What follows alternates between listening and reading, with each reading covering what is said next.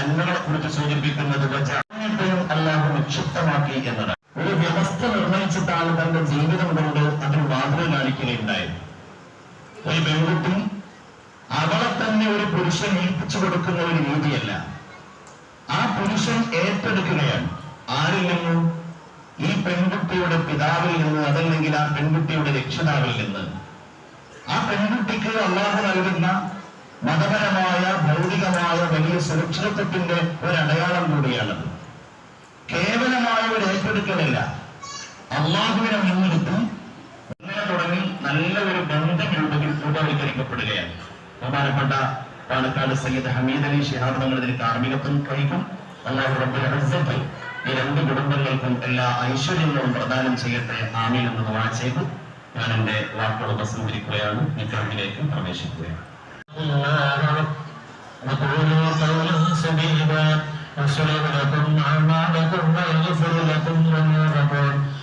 على رسول الله سيدنا محمد وعلى آله وصحبه أجمعين.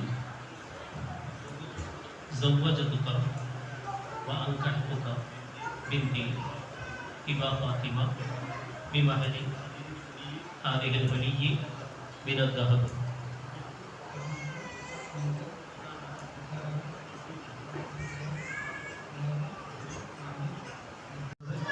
بسم الله الرحمن الرحيم. قل أعوذ برب الناس ملك الناس إله الناس من شر الوسواس الخناس الذي يوسوس في صدور الناس.